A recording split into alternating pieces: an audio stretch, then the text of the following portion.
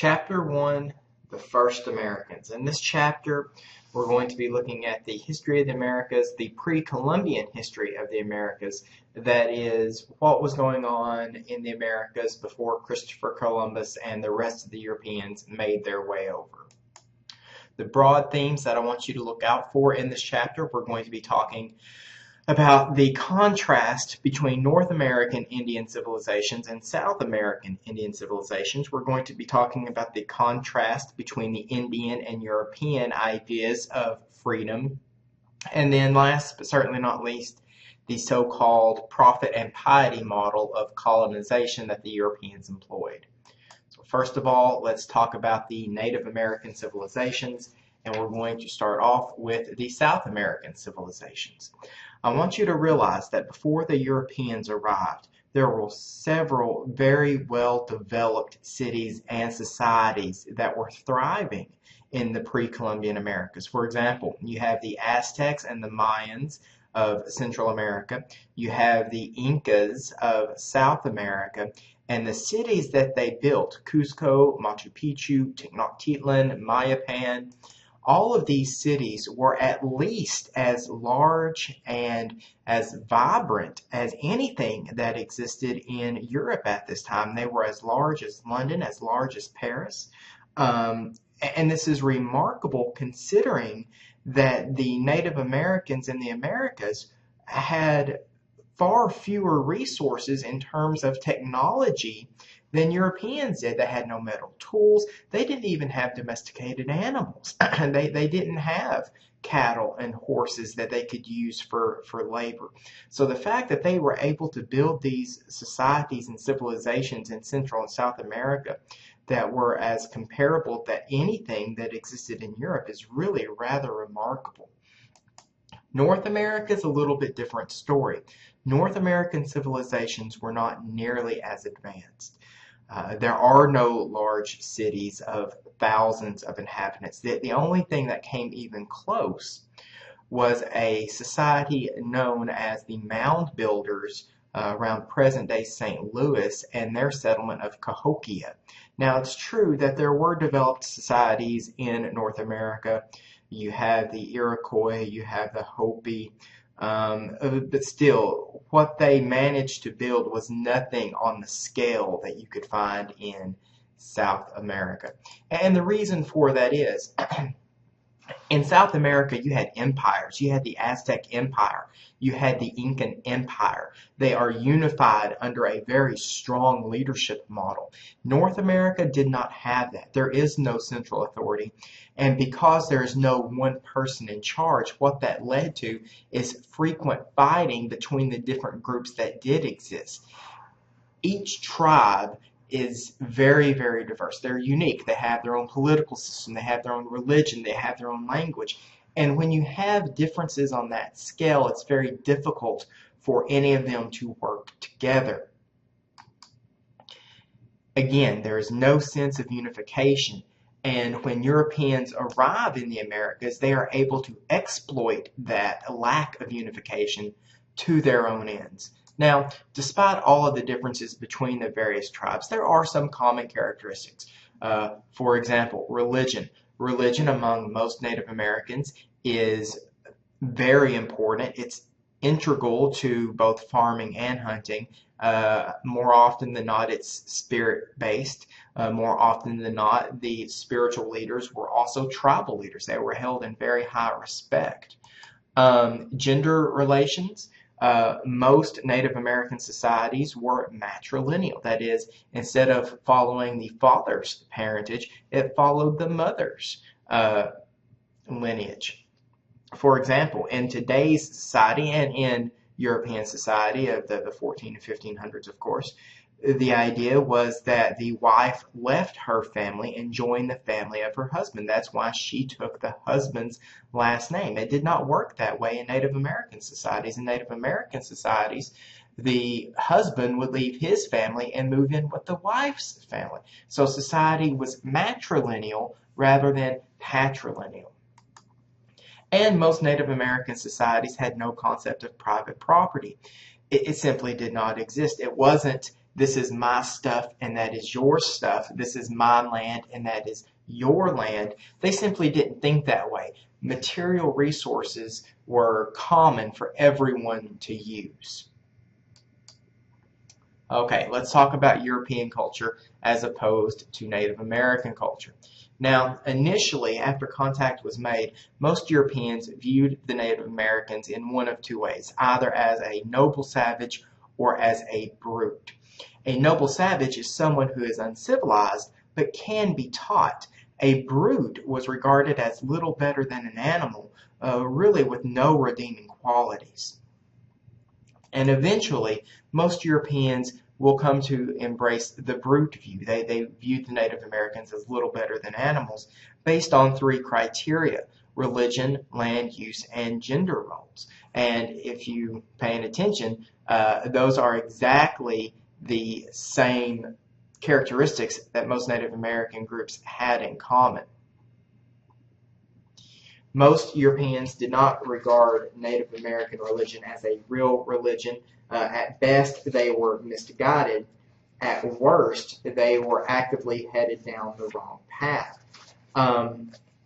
Land use, the idea that a society could be built on the idea without personal property was alien to the Europeans. That is how European society was structured, was on the amount of material wealth and property you could acquire. So the idea that a civilization could be built around the idea without personal property simply didn't make sense to them.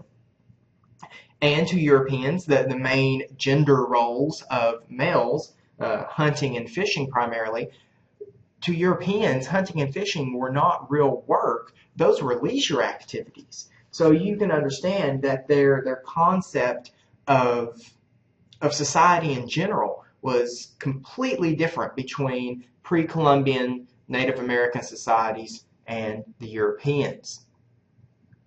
Now, this idea of freedom, Europeans and Indians defined freedom very, very differently. Freedom to a Native American was this idea that you were expected to conform to general expectations of behavior and put the well-being of your community before the well-being of yourself. Remember, there was no sense of the individual in Native American societies. It wasn't my land and my tools and my stuff. There is no idea of private property. It's what can I do to put the community forward? What can we do to make our community better? It's very different for the Europeans. In some ways, the Europeans actually felt that the Indians were too free because they did not have laws that governed how they lived. They did not have formal governments that told them what they needed to be doing. They didn't have any societal conventions that said, okay, well, you're in this segment of society and you're in that segment of society. These things simply did not exist in Europe. Okay, let's talk about the discovery of the Americas. You have to remember that prior to the 1400s, 1500s, Europe doesn't even realize the Americas exist. It truly was an unknown world. And the reason for that is that Europe, prior to the 15th century, had a very provincial outlook. And what I mean by that is Europe really wasn't looking forward. They didn't look outside of their own borders. Europe had several devastating events in the 1300s. Mainly, for example, the bubonic plague, the Black Death, killed a third of all the people living in Europe during the 1300s. And it's not until the 1400s that they're finally recovered from that and they're ready to begin exploring outside of their borders. So as we move into the 1400s, two very important things are going to happen in Europe. For number one, commerce is going to rebound. By that I mean that they have recovered from the Black Death. More people are buying and selling. They're looking for new markets. They're looking for new sources of resources in order to grow their economies. And then secondly, this important force known as nationalism. Nationalism is a deep deep belief that your country, your people, your race is the best and that you want to prove it. And so what we were seeing in the 1400s is that the Europe that we know today is slowly coming into being. We are seeing the creation of countries such as Italy and Spain and Germany. And as these new countries begin to consolidate, and as these new countries are created, they have the desire to prove that they are the best. They want to prove that the Spanish people are the best, and they want to plant their flag all over the world and claim that land for themselves. So as these two forces begin to gear up commerce and nationalism, that is going to push the Europeans to begin looking outside of their own borders, really for the first time. And the first Europeans that begin to explore are going to be the Portuguese. They are the main maritime or sea power of the 15th century. And the Portuguese are going to focus on Africa and Asia for two reasons. And this is that profit and piety model that I mentioned earlier. Profit, they want to make money. Piety, they want to spread their religion. Africa and Asia were sources of great wealth during this time, mainly because of gold and slaves from Africa, and in Asia, things like silks and spices and precious gems. So the idea was that if you could get to Africa and Asia, you could make your fortune. And they were looking to discover a water route to Asia. That was the ultimate goal, was to discover a water route to Asia. So the Portuguese began exploring their way down the west coast of Africa. They began establishing their colonies. They made lots of money off of gold and sugar and slaves. And in 1498, Portuguese sailors finally sail all the way down the coast of Africa. They round the Cape of Good Hope heading towards the east, and Vasco da Gama sails all the way to India, proving that yes, you could sail all the way to Asia. A water route was possible. You no longer had to make the long, very difficult, very dangerous journey known as the Silk Roads. An all-water route to Asia was possible. But in 1498, nobody was really excited by da Gama's discovery, because they thought that he had already been beaten 6 years earlier. Remember, 1492, Christopher Columbus sailed the ocean blue, right? Christopher Columbus was originally from Genoa. He is a veteran explorer. This was not his first trip around the block. And he knew deep down in his bones that the world was round. Now, this is not a new idea with Christopher Columbus. This was an idea that had been kicked around for years, if not centuries, before Christopher Columbus. But he's famous because he's the first one who's willing to put his money where his mouth is. He knew that if he sailed west from Europe, he would eventually hit Asia. The only problem was he vastly underestimated its size. He thought you could sail west from Europe and hit Asia in maybe a couple of weeks. And of course, as we know now, the world is much, much larger than what he had anticipated. Now, Columbus needed someone to fund his little adventure, and so he went to the newly crowned monarchs of Spain, King Ferdinand and Queen Isabella. And again, this is an example of that nationalism. They have just united their two countries. They've formed the country that will eventually become known as Spain, and they wanted to prove that this new country was the biggest and the best country in Europe. So they agreed to fund Christopher Columbus's explorations in order to further the glory of Spain. So he gets his ship, he gets his men, he gets his supplies, and he sets sail west from Europe. And he sails and he sails and he sails. And of course, as we know now, the world is much bigger. He vastly underestimated its size. And in fact, his men were tired of sailing. They were running out of supplies. They were about ready to mutiny and turn back around when they finally spotted land. In October 1492, he reaches San Salvador. Now, Christopher Columbus thought that he had, in fact, landed in Asia. And of course, we know that because he called the native inhabitants that he met Indians. He thought he was in India.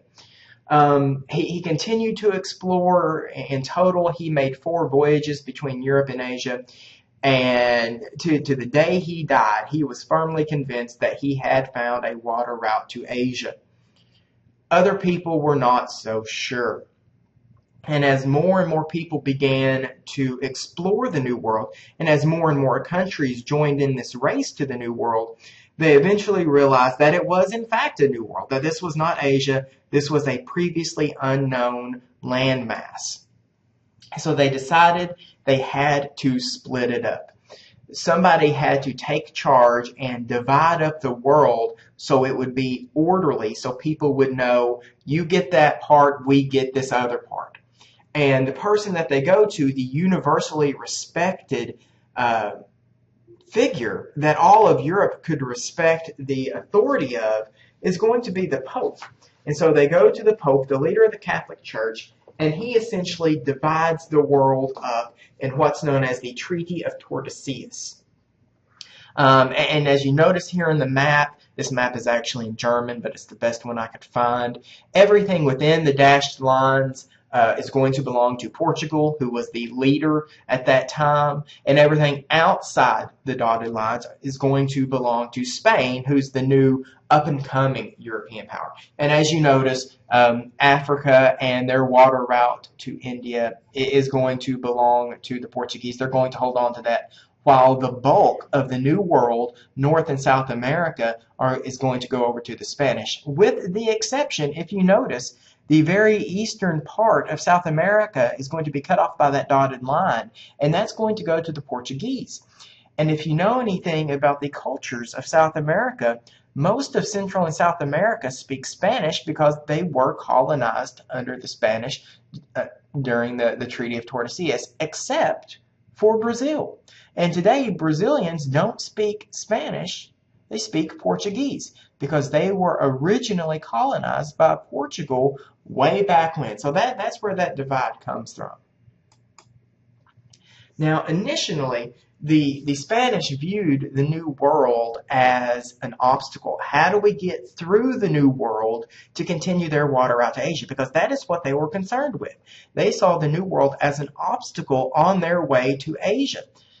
Well, eventually, as they began to realize the size and scope of the New World, they saw it not as an obstacle to overcome, but as an opportunity in and of itself. Why go all the way to Asia when we have an opportunity to gain profit right here? So the Spanish Empire in the New World is really going to exist in three phases. You have the exploration phase, which we've pretty much already covered. You have the conquistadors, and then you have colonization. Now, the conquistadors, literally meaning the conquerors, are going to be kicked off by Hernando Cortés, and he is the first European to encounter a major Native American civilization in the New World. And that major civilization will be the Aztecs of Central America. Hernando Cortés is going to be a Spanish explorer. He's going to make contact with the Aztecs, and he is eventually going to conquer the Aztecs. Same thing happens in South America with Francisco Pizarro, who conquers the Incan Empire. And as a result of these conquests, these very wealthy civilizations that existed in the New World, that wealth is going to be siphoned off back into Europe. Literal boatloads of gold and silver are going to flow into Spain. That's why piracy develops in the Caribbean. If you've ever wondered why such a vibrant pirate culture develops in the Spanish Caribbean, is because there's all this money for the taking just literally floating around out there. Now here's the question. How and why did Cortés win? Cortés led a band of explorers, maybe a couple of hundred people. The Aztec Empire had hundreds and thousands, if not millions of inhabitants and thousands of warriors. So how did Cortés, with a few hundred men, defeat this huge, powerful, the Aztecs had a reputation of being fearsome warriors. How did, with just a couple of hundred men, did Cortés defeat this very powerful empire? Well, two answers: technology and disease. Technologically speaking, the Spanish were much more advanced than the Native Americans. They had firearms, they had metal armor, they had domesticated horses that they used in battle. Native Americans had none of these things. But probably more importantly is they had disease on their side.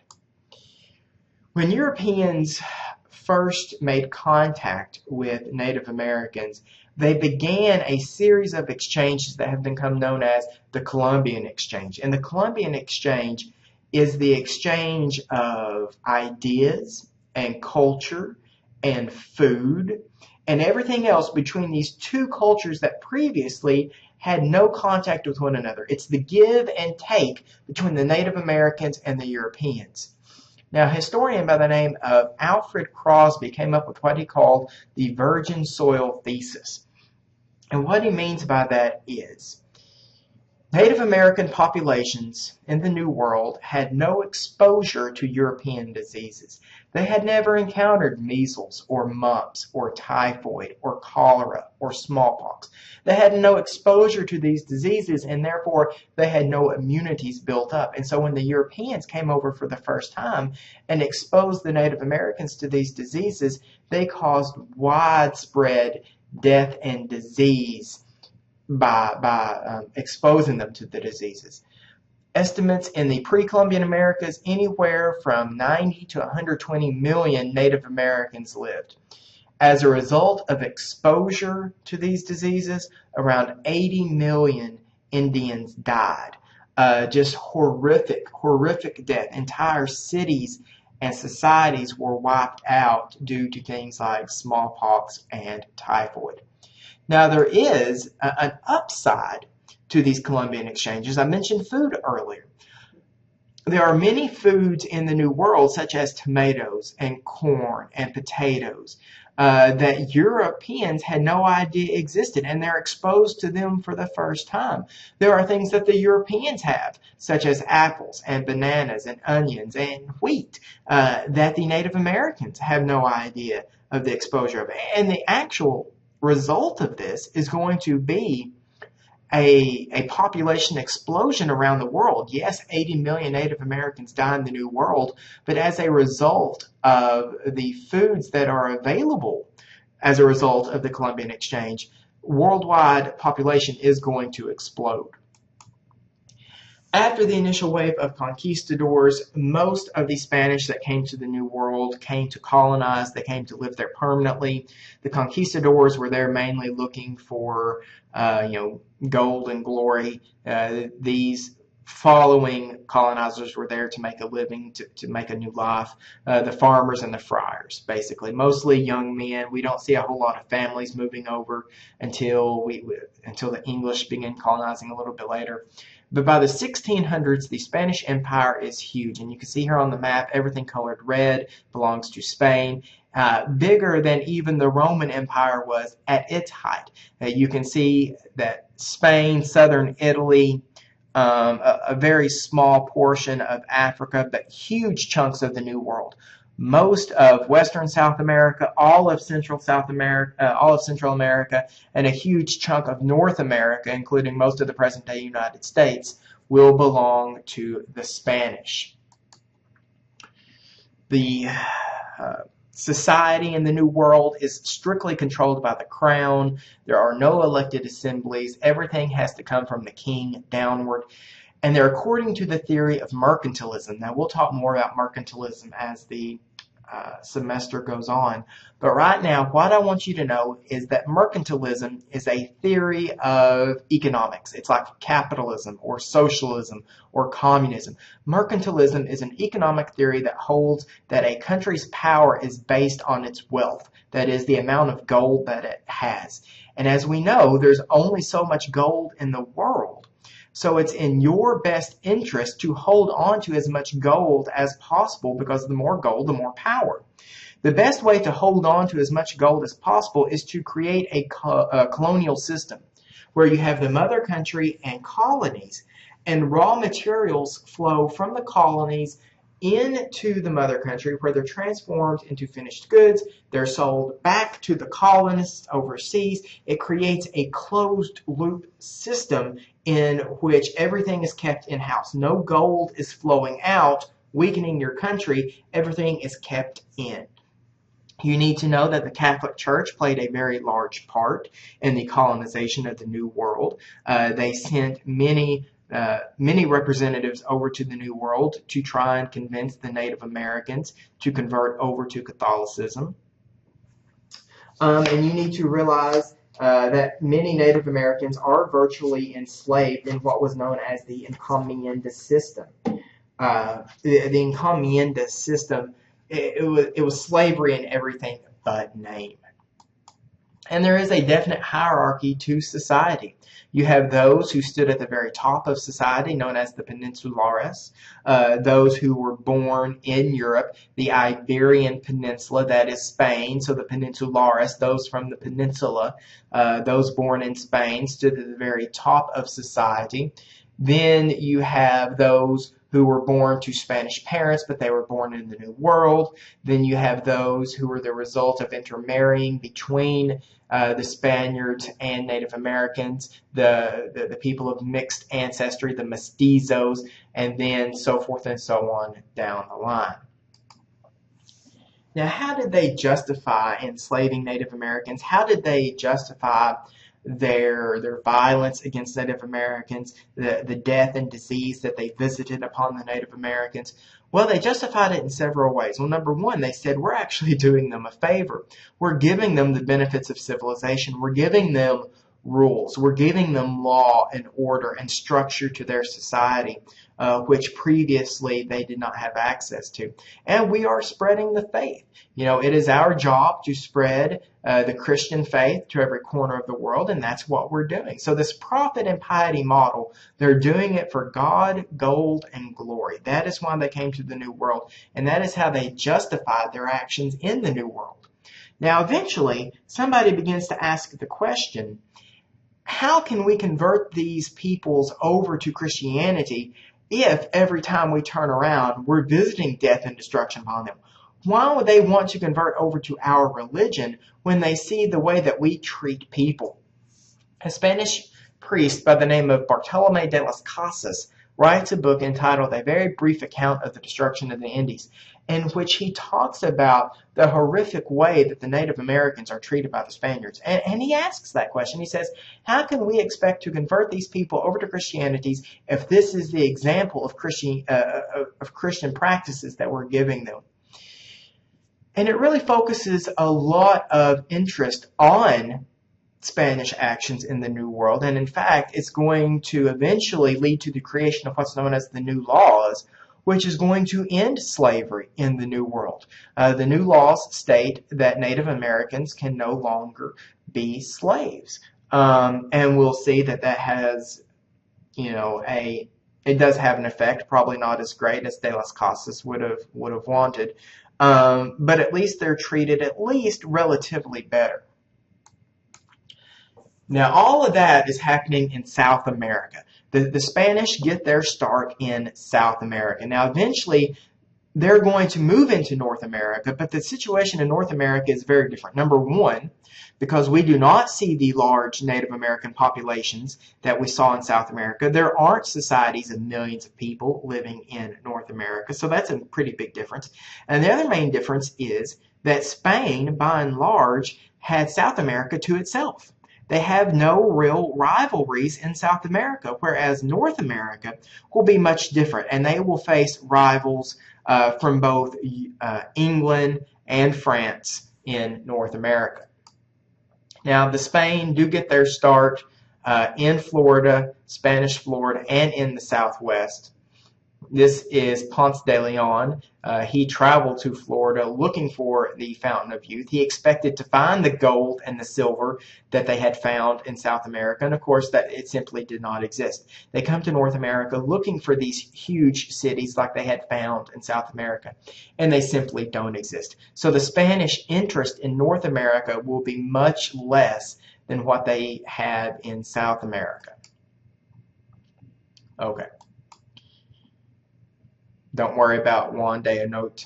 Just know that the actions in North America were very similar to their actions in South America.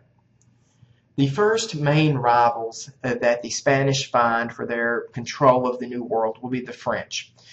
The French get their start in what is today known as Canada. The first major French explorer, Samuel de Champlain, founds the colony of Quebec, which if you know anything about Quebec today, they still speak French there. He starts in Quebec, he establishes this colony, and then he discovers the Mississippi River. And the Mississippi River is going to sort of be the superhighway of North America, because the French explorers are going to use the Mississippi River and all of its tributaries as their way of getting around the interior of what is today the United States. So they start at the very top, they start in Canada, and gradually they work their way down, and eventually they claim the entire Mississippi River Valley. So if you were looking at a map, the French would claim most of the interior United States. They claim everything touched by the Mississippi River.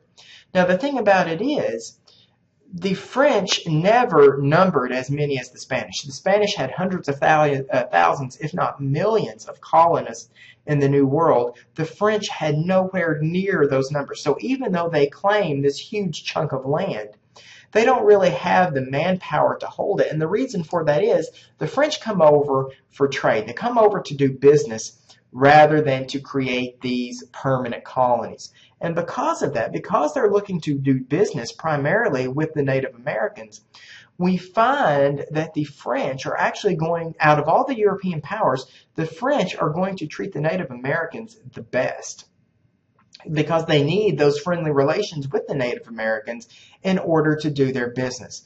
So the French kind of become sort of a middle ground. You have the Europeans on one side and you have the Native Americans on the other, and right there sort of in the middle you have the French, who are kind of going to be the go-between between the Europeans and the Native Americans. You have the Dutch that start their colony of New Amsterdam in 1609. The hallmark of the Dutch colonies is that they're relatively more free than other European colonies. I mentioned that there were very few freedoms in the Spanish colonies.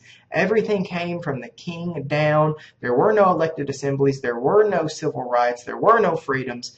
But you do find those in the Dutch colonies. Now, they're not exactly democratic, but they are still more free than you find in other European colonies. The Dutch are also notable because they introduced the first African slaves into the New World. And you need to know that New Amsterdam will eventually be conquered by the English. And when it is conquered by the English king will give it to his brother, the Duke of York. And so New Amsterdam will become known as New York, which of course is the preeminent city in the United States today. So New York was actually founded by the Dutch. So here we have the Spanish are firmly in control of South America. As they move into North America, they are going to be challenged by other European powers. They're first going to be challenged by the French, they're going to be challenged by the Dutch, and as we will see in the next chapter, they will also be challenged by the English. And so that is where we will end today, and we will pick up with chapter 2